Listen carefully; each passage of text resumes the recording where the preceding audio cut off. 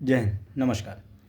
आज हम बात करेंगे कुछ करंट मुद्दे जो चल रहे हैं भारत में, ख़ास करके सुप्रीम कोर्ट को लेकर, जजेस को लेकर, मणिपुर, बंगाल, महाराष्ट्र को लेकर, इवन दिल्ली को भी ऐड कर लिया जाए तो। हमारे इस चैनल का नाम है एलटीओ स्टार, आप सभी जानते हैं। एलटीओ स्टार का नाम मैंने इसलिए रखा था बहुत सोच समझ के कि हम यहाँ पर अपने किसी भी तरीके के विचारों का आदान प्रदान कर सकें। LTO star means let's talk objectively. चलो बात करें, चलो निष्पक्ष बात करें। आप जिस भी तरीके से इसको लेना चाहते हैं ले सकते हैं। सबसे पहली बात तो सुप्रीम कोर्ट की करते हैं। सुप्रीम कोर्ट पे आजकल सभी लोग सवाल उठा रहे हैं, खास करके चाहे वो पक्ष के नेता हों या विपक्ष के नेता हों, क्योंकि यदि कोई फैसला पार्टी या भाजपा पार्टी के या हिंदुत्व के पक्ष में यदि आ रहा है तो विपक्ष जो है कोर्ट पर सवाल उठा रहा है। सेम चीज़ विपक्ष सत्ता पार्टी कर रही है। यदि उनके खिलाफ कोई फैसला आ रहा है, कुछ भी आ रहा है, तो सत्ता पार्टी जो है सुप्रीम कोर्ट का विरोध कर रही है। हालांकि दोनों के विरोध में कुछ ज़मीन आसमान का अंतर है। जैसे राम मंदिर का फैसला आता है तो ये सुप्रीम कोर्ट को नहीं मानते हैं। यदि 3 तलाक के खिलाफ कोई कानून बनता है, ये सुप्रीम कोर्ट को नहीं मानते हैं, ना ही ये सत्ता को मानते हैं। इवन अधिकतर ये भी देखा गया कि इन लोगों के लिए संविधान का मतलब कुछ नहीं होता। इनके पक्ष में अगर कोई चीज़ें हैं तो ठीक है, अदरवाइज़ अगर इनके खिलाफ जा रही हैं तो संविधान खतरे में है। सेम चीज़ हमने 2024 के इलेक्शन में सुना होगा, हर जगह सुना होगा, आज भी सुनते हैं कि संविधान खतरे में है। बट सेम कंडीशन यदि सत्ता पार्टी द्वारा किसी भी फैसले को सुप्रीम कोर्ट बदलती है, सवाल खड़ा करती है, या सुप्रीम कोर्ट किसी भी राज्य की सरकार जो कि भाजपा द्वारा शासित है या किसी अन्य द्वारा शासित है उस पर सवाल उठाती है, क्वेश्चन मार्क करती है, लाइक बुलडोजर क्यों चल रहा है, या सिविल मुकदमों को आपने जो है क्रिमिनल का रूप देने की कोशिश की है, इतने सारे एनकाउंटर क्यों हो रहे हैं। मैं यूपी की बात कर रहा हूँ, यूपी पे बहुत सारे सवाल हैं, ऐसे प्रश्न उठाती है। तब विपक्षी पार्टियों का मानना है कि संविधान जीवित है। लेकिन यदि यही सुप्रीम कोर्ट ये कह देता है कि अभी तक कुछ भी ऐसे सबूत नहीं मिले जिससे ये पता चल सके कि बुलडोज़र जो है वो अवैध रूप से चलाया जा रहा है या किसी तरीके से गलत तरीके से चलाया जा रहा है, तब इन लोगों को लगता है कि सुप्रीम कोर्ट बिक गई है।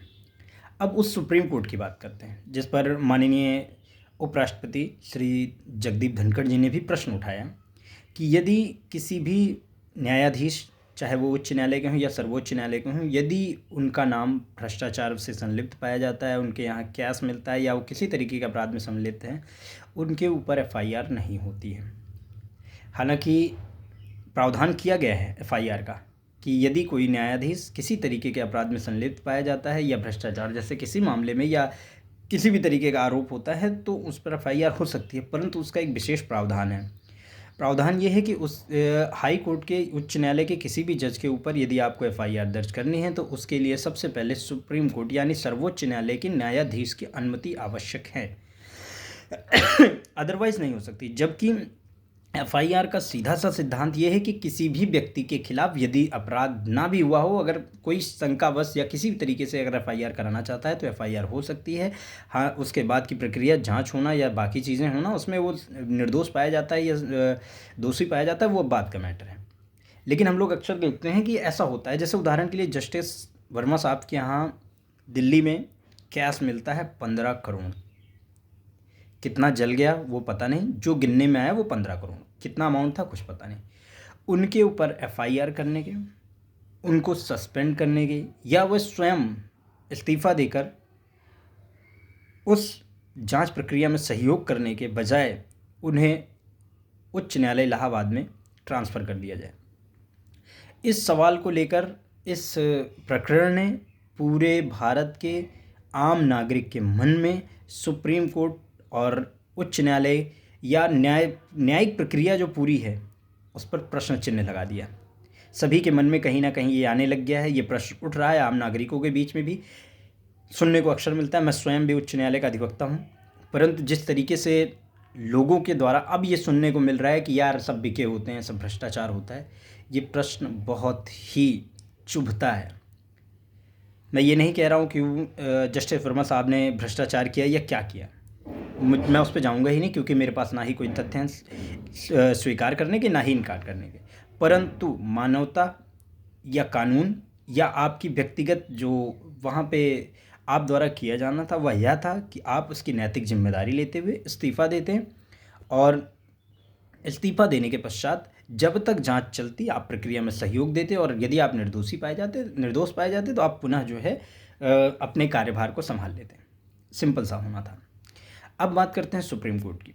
सुप्रीम कोर्ट भी इस समय हम देख रहे हैं अक्सर हर मुद्दे पर वो बीच बीच में बोलते हैं, उनके द्वारा टिप्पणियाँ की जाती हैं।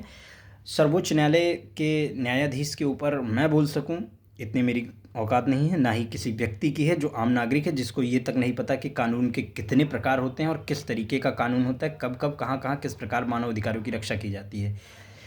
तो ज्ञान और श्रेष्ठता के मामले में सर्वोच्च न्यायालय के ऊपर टिप्पणी करना एक मूर्खता ही होगी। परंतु फिर भी प्रश्न यह है कि सुप्रीम कोर्ट हर मामले को स्वतः संज्ञान लेता है। यही सुप्रीम कोर्ट मणिपुर के मामले में संज्ञान लेने के लिए तैयार रहता है, टिप्पणी करता है, सरकारों को दोषी ठहराता है। लेकिन जब यही सुप्रीम कोर्ट कोलकाता में हिंदुओं का पलायन होता है, दंगे होते हैं, हजारों लोग बेघर कर दिए जाते हैं, अपना घर छोड़ने में मजबूर होते हैं, तब ये सुप्रीम कोर्ट ना ही उस मुद्दे पर टिप्पणी करता है, ना ही उसे स्वतः संज्ञान लेता है। ऐसे में प्रश्न चिन्ह उठना अनिवार्य है। दूसरी बात, सुप्रीम कोर्ट हमेशा ये कहता है कि भारत में लोकतंत्र है, लोकतंत्र है, संविधान है। यदि संवैधानिक प्रक्रिया द्वारा चुने गए कोई भी व्यक्ति को सांसद बनाया गया, उस सांसद को संसद भवन में भेजा गया और उनके द्वारा एक कानून पारित किया गया और उस कानून को लागू किया गया, तो ये हुआ संविधान, लोकतंत्र। क्योंकि हमने अपने विधायक, अपने सांसद, अपने प्रतिनिधि यहाँ से चुनकर भेजे हैं संसद भवन में, इसीलिए कि वहाँ पर हमारे भारत की समृद्धि के लिए एक ऐसा कानून बनाया जाए या कानूनी प्रक्रिया हो और दिन रात काम होता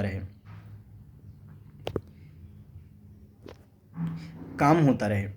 हालांकि सुप्रीम कोर्ट ने, अब ये जो रिसेंटली वक्फ कानून आया, मैं इसी को लेकर बात करूँगा। सुप्रीम कोर्ट ने साफ सुथरी बात कही कि अभी जो भी मामले हैं वक्फ बोर्ड से जुड़े हुए यथास्थिति ही रहेंगे, उस पर किसी भी तरीके की जो नया कानून बना है उसके तहत अभी कोई भी कार्रवाई नहीं की जाएगी। इनडायरेक्टली ये कहें तो ना स्टे करते हुए भी स्टे कर दिया। अब प्रश्न ये उठता है कि यदि लोकतंत्र है, संविधान सभा में चुने हुए राज्यसभा और लोकसभा दोनों के सदस्यों द्वारा कोई कानून पारित किया गया है, तो सुप्रीम कोर्ट को ये ताकत कैसे मिल जाती है कि वो किसी भी लोकतांत्रिक देश में लोकतंत्र के चुने हुए प्रतिनिधियों द्वारा बनाए गए कानून को रद्द कर सके? प्रश्न ये है। अब जगदीप धनखड़ जी का जो प्रश्न था, जो प्रश्न चिन्ह उन्होंने लगाया, वो इसलिए लगाया क्योंकि एक प्रकरण में सुप्रीम कोर्ट ने राष्ट्रपति को ये आदेश पारित करते हुए ये कहा कि 3 महीने के अंदर ये प्रक्रिया पूरी हो जानी चाहिए, या ये कानून लागू हो जाना चाहिए, या इस प्रक्रिया को आगे बढ़ा देना चाहिए। उस पर जगदीप धनखड़ जी का सीधा सा प्रश्न है, यदि सुप्रीम कोर्ट किसी व्यक्ति को फांसी की सज़ा देता है, फांसी की सज़ा सुनाता है, उस प्रक्रिया पर बरकरार रहता है, तो उसके बाद उस व्यक्ति के पास दया याचिका डालने के लिए मात्र एक विकल्प होता है, और वो है राष्ट्रपति के पास जाना। राष्ट्रपति के पास जाता है और राष्ट्रपति के ऊपर ये अधिकार है, उनके पास ये अधिकार होता है कि वो सुप्रीम कोर्ट के फैसले को रोक सके और उन्हें फांसी की सज़ा से माफ़ी दे सके। अब मुझे एक बात ये नहीं समझ में आ रही, यदि सुप्रीम कोर्ट से बड़ा राष्ट्रपति है तो राष्ट्रपति को सुप्रीम कोर्ट आदेश कैसे दे सकता है?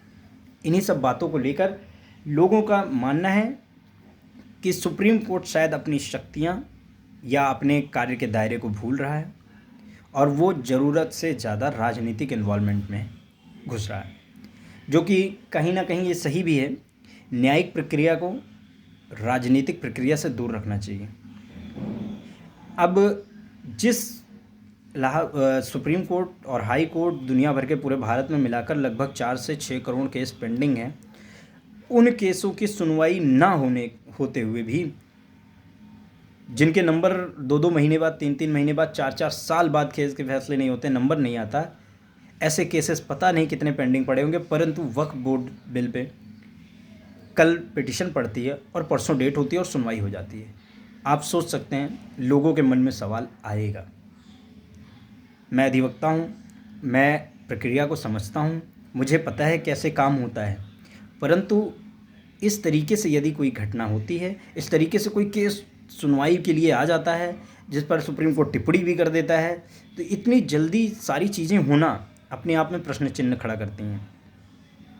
और यही आज आम नागरिक का सवाल है, इसीलिए मुझे इस पर बोलना पड़ा। उसी दिल्ली हाई कोर्ट ने दिल्ली में भी शंकर जी का एक मंदिर गिराने का आदेश दिया, ये कहते हुए कि शंकर जी को हमारे संरक्षण की ज़रूरत नहीं है, भगवान को हमारे संरक्षण की क्या ज़रूरत है। आदेश दिया और मंदिर गिरा दिया गया। इस पर फिलहाल हिंदुओं ने कोई आपत्ति भी नहीं की, थोड़ा बहुत इधर उधर हुआ, जो भी हुआ, बस उसके बाद शांति हुई, क्योंकि जो चीज़ इलीगल है वो इलीगल है। हम भी ये मानते हैं कि यदि अवैध कब्जा कहीं पर है तो उसे हटा दीजिए, हम आपका सपोर्ट करेंगे, चाहे वो फिर मंदिर हो मस्जिद हो। परंतु यही सुप्रीम कोर्ट राम मंदिर के, राम जी के होने का सबूत मांगती है, जो कि हज़ारों साल पहले पैदा हुए, पता नहीं कितने वर्ष पुराना मंदिर था। सुप्रीम कोर्ट इस पर टिप्पणी करता है कि बिना सबूत के कोई भी चीज़ जो है आपको नहीं दी जा सकती। लेकिन फिर सेम जगह वक्फ बोर्ड पर सुप्रीम कोर्ट ये कहता है कि 300 साल पुराने बने वक्फ बोर्ड के अंदर में आई हुई ज़मीनों का कागज़ कहाँ से दिखाएंगे। तो प्रश्न खड़ा होता है। अब एक प्रश्न और चलता है, वो है कोलिजियम का। लोगों का मानना है कि एक तरीके से जैसे राजनीतिक पार्टियों में भाई भतीजावाद चलता है, परिवारवाद चलता है, सेम चीज़ जुडिशरी में भी चलती है। इससे इनकार नहीं किया जा सकता। हमारा भारत इस बात को अच्छे से जानता है, चाहे हम हैं चाहे जो भी है। एक अगर सामान्य सा अधिवक्ता है, उससे जज की पोजीशन तक पहुंचने में, चाहे वो हाई कोर्ट का जज हो या सुप्रीम कोर्ट का जज हो, पहुंचने में कम से कम 30 से 35 साल लग जाते हैं। वो भी यदि बहुत योग्य होने के साथ साथ थोड़ा बहुत चापलूस होता है, थोड़ी बहुत राजनीतिक पकड़ होती है, तब वो जो है कहीं ना कहीं जाकर जज बन पाता है। वो भी ऐसा रेशियो 90-10 का है, 10% के ही चांस होते हैं, बाकी 90% वही जज बनते हैं जिनको कोलिजियम के तहत भेजा जाता है, जिनके सोर्स लगाए जाते हैं किसी पूर्व जस्टिस द्वारा, किसी वर्तमान जस्टिस द्वारा, या फिर कोई किसी का रिलेटिव होता है। एग्जाम्पल के तौर पर DY चंद्रचूड़ साहब, इनके पिताजी भी जज रह चुके थे, दादाजी भी जज रह चुके थे, मतलब अब उनके बेटे हैं और उनमें योग्यता है। फ़िलहाल योग्यता के आधार पे किसी को भी आप जज बनाइए, कोई परेशानी नहीं है। परंतु कोलिजियम के तहत ऐसे ऐसे जजेस भी आ रहे हैं, ऐसे ऐसे भ्रष्टाचारी जजेस भी आ जा रहे हैं जो इस न्यायिक प्रक्रिया का पूरी तरह से बंटाधार कर रहे हैं। और इसको बोलने में मुझे कोई गुरेज नहीं है, कोई किसी तरीके की कोई आपत्ति नहीं है कि इन लोगों ने भी जो है इसका नुकसान किया है। अब ये प्रश्न जो विश्वास रखते थे न्याय में, जो विश्वास रखते थे न्यायालय में, जो विश्वास रखते थे न्यायिक प्रक्रिया में, उनके मन में कहीं ना कहीं शंका का बीज बो दिया कि जजेस के घर में इतने इतने पैसे मिलने, एक तरफा टिप्पणी करना, राष्ट्रपति तक पे अपनी ताकत का प्रदर्शन करना सवालिया निशान खड़ा करता है। हालांकि इस मुद्दे पर बहुत बात हो रही थी। अब बात करते हैं पश्चिम बंगाल की। अभी तक सुप्रीम कोर्ट ने किसी भी तरीके की कड़ी टिप्पणी नहीं की, जबकि राजस्थान में हुई एक दर्जी की हत्या या एक कमलेश की हत्या का जिम्मेदार नुपुर शर्मा को बताने में सुप्रीम कोर्ट को 10 मिनट नहीं लगे थे। उस नुपुर शर्मा को आरोपी घोषित कर दिया था सुप्रीम कोर्ट ने, बोलते हुए अपनी टिप्पणी में, हालांकि साबित नहीं हुआ लेकिन टिप्पणी कर दी, जिसको 3 साल हो गए घर से निकले हुए। 3 साल से वो किस तरीके का जीवन जी रहे हैं, इस पर किसी को नहीं पता क्या हुआ। इवन भाजपा पार्टी ने भी पार्टी से निकाल दिया, साथ छोड़ दिया, राजनीतिक पार्टियों ने उनका साथ छोड़ा, वो डर के साए में जीती रही। उनके साथ क्या हुआ, कैसे रह रही हैं, किसी को कोई फ़र्क नहीं पड़ता। हालांकि वो एक व्यक्ति की ज़िंदगी बर्बाद करना कोई नई बात नहीं है। सुप्रीम कोर्ट ने ऐसे भी, सुप्रीम कोर्ट, हाई कोर्ट या भारत के न्यायालयों की बात करें, जिन्होंने बहुत से लोगों की ज़िंदगी बर्बाद की है। 21 साल तक जेल में रहने के बाद पता चलता है कि भाई साहब आपके ऊपर SC/ST का एक झूठा लगा है। तो न्याय कानून प्रक्रिया जो अंधी है, और अगर ऐसा भ्रष्टाचार होता रहा तो अंधी रहेगी। उसी सुप्रीम कोर्ट, उसी उच्च न्यायालय को पश्चिम बंगाल में बोलने में क्या ही बताएं, बोलने की हिम्मत नहीं हो रही। एक बार प्रश्न नहीं पूछा जा रहा है कि 6 महीने की बच्ची को गोद से छीन के आग में कैसे फेंक सकते हो। संवेदनशीलता जो है मर गई है, मानवता मर गई है। सेम चीज़ यदि भी कोई हिंदू कर रहा होता, किसी मुस्लिम के साथ हो गया होता या किसी अन्य कम्युनिटी के साथ हो गया होता, सुप्रीम कोर्ट अभी तक चिल्ला कर पूरे भारत में नहीं पूरी दुनिया को बता चुका होता कि यहाँ पे सरकार का शासन नहीं है, यहाँ पे जो है तानाशाही चल रही है। विपक्ष की पार्टियों से भी मेरा यही सवाल है, वही अखिलेश यादव, वही मुलायम सिंह यादव, सॉरी माफ़ करिए, मुलायम सिंह यादव जी तो स्वर्गीय मुलायम सिंह यादव हो गए हैं, उनकी पार्टी के लोग, लालू प्रसाद यादव की पार्टी के लोग, राहुल गांधी या अन्य पार्टी के लोग उसी ममता बनर्जी के खिलाफ अभी तक एक शब्द नहीं निकाल सके हैं, एक शब्द नहीं बोल सके हैं। सोचिए, यदि यही चीज़ उत्तर प्रदेश में हो गई होती, यही किसी मुस्लिम इलाके में हो गई होती, या किसी हिंदू के ही साथ ऐसा हो गया होता, तो अभी तक योगी आदित्यनाथ को कटघरे में खड़ा कर दिया गया होता, आरोपी बता दिया गया होता, अराजकता बता दी गई होती। मैं यहाँ पार्टी के पक्ष में नहीं बोल रहा हूँ, मैं यहाँ सच बोल रहा हूँ। महाराष्ट्र में एक छोटा सा मंदिर टूटा, हालांकि बीएमसी ने तोड़ा, क्यों तोड़ा, कैसे तोड़ा, अभी इसकी जानकारी किसी को नहीं है। जैन मंदिर तोड़ा गया, बिल्कुल गलत हुआ, लेकिन उस जैन मंदिर को तोड़ने को लेकर हर विपक्षी पार्टी ने बीजेपी को घेर लिया।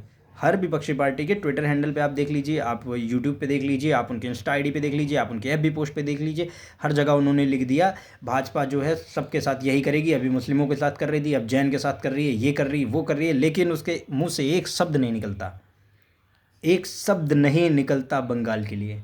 ऐसी क्या मजबूरी है? क्या हिंदुओं की जान की कोई कीमत नहीं है? हालांकि मैं बहुत सारी बातें कहना चाहता हूं और किसी दिन लाइव के माध्यम से आप सबके साथ जुड़ूंगा भी। हालांकि अभी मेरा प्रयास है थोड़ा सब्सक्राइबर मेरे और बढ़ें, जिससे मैं अपनी जो बात कहना चाहता हूं, जो पहुंचाना चाहता हूं, वो लोगों तक पहुंच सके। अभी जो करंट मुद्दे बंगाल ही चल रहा था मुख्यतः, मणिपुर पर सारे लोगों ने बोला, मणिपुर पे मैं आपको जानकारी दे दूं कि वहाँ पे लगभग शांति हो चुकी है, स्थापित हो चुकी है। हालांकि केंद्र सरकार ने वहाँ बहुत देर कर दी पहुँचने में। वहाँ उन्हें जिस दिन महिलाओं को नग्न करके दौड़ाया गया या चलाया गया, इतना घटिया कार्य किया गया, उसी दिन तत्काल एक्शन लेते हुए गृह मंत्रालय को मणिपुर में सेनाएं भेजनी थी, जो कि बहुत बड़ी गलती हुई। उस गलती को माफ़ नहीं किया जा सकता, लेकिन सुधार करते हुए गृह मंत्रालय ने वहाँ पे बीएसएफ, आर्मी और सीआरपीएफ जैसी सेनाएं लगाई। हालांकि अब वहाँ पे पूरी तरह से शांति है, लगभग 90 से 95% शांति स्थापित हो गई है। सारे मैतेई समुदाय हों या दूसरे हों, सभी लोगों ने अपने हथियार भी त्याग दिए हैं, सभी लोगों ने सरेंडर करना स्टार्ट किया है, वहाँ पे शांति बरकरार हो चुकी है। परंतु बंगाल के लिए भी सेनाएँ भेजी गई हैं, 6 सेनाओं की टुकड़ियाँ भेजी गई हैं वहाँ पर, और रिफ्यूजी सेंटर्स बनाए गए हैं जिसमें हिंदू को रखा गया है। और वहाँ से जो हिंदुओं की पीड़ा सुनने को मिल रही है, हालांकि बहुत ही दुखद है, इतनी दुखद है, इतनी दयनीय है वो पीड़ा कि आप बर्दाश्त नहीं कर सकते। ये पीड़ा हिंदुओं को सहने की आदत 1139 से लगी हुई है, और अभी देखना है कितने सालों तक लगी रहती है।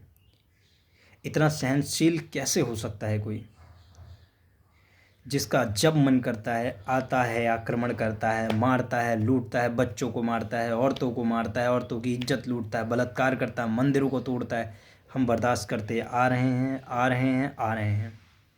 जिस दिन हमने संविधान की अवहेलना करने का सोच लिया, हम मीन्स कि हिंदुओं की मैं बात कर रहा हूँ, जिस दिन हिंदुओं ने संविधान को साइड में रख कर अपने सनातन धर्म की गीता को मानना स्टार्ट कर दिया, शुरू कर दिया, उस दिन यकीन मानिए ये आक्रमणकारी, ये हमला करने वाले, ये राक्षस, ये दैत्य जो भी हैं, सबके सब प्यारे हो जाएंगे भगवान को। क्योंकि सब्र का जो बांध है ना, वो अब टूटने की कगार पर है। टूट इसलिए नहीं रहा है क्योंकि हमारी आस्था संविधान में है, बाबा साहब के बनाए हुए संविधान में उतनी ही आस्था है जितनी आस्था हमारी हमारे सनातन धर्म में है। हम इस भरोसे बैठे हुए हैं कि आज नहीं तो कल न्याय होगा, परंतु कहीं ऐसा ना हो न्याय होते होते इतना विलम्ब हो जाए कि हम कुछ भी ना कर सकें। बांग्लादेश में हमने देखा 20 से 0%, 0.2%। पाकिस्तान में हमने देखा 18 से 1%। अफ़गानिस्तान में हमने देखा 0%। ऐसा हम देखते आ रहे हैं, हमारी आदत हो चुकी है।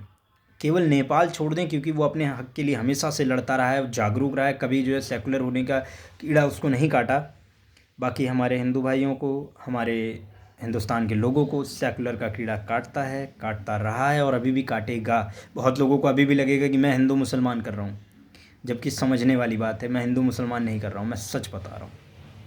और इस पर सुप्रीम कोर्ट की संज्ञान न लेना और भी दुखद। जब हर मामले पर आप घुस रहे हैं तो मुझे लगता है इस पर भी आपको स्वतः संज्ञान लेकर ममता बनर्जी की सरकार को बर्खास्त करने के लिए बोलना चाहिए। वहाँ पे राष्ट्रपति शासन के लिए भी आपको टिप्पणी कर देनी चाहिए कि वहाँ जंगल राज चल रहा है, लेकिन आपने अभी तक कोई टिप्पणी नहीं की, ये दुखद है। बाकी और कोई मुद्दे आएंगे हम उस पर बात करेंगे। तब तक के लिए जय हिंद, जय श्री राम। अपना ख्याल रखिए, मस्त रहिए, स्वस्थ रहिए।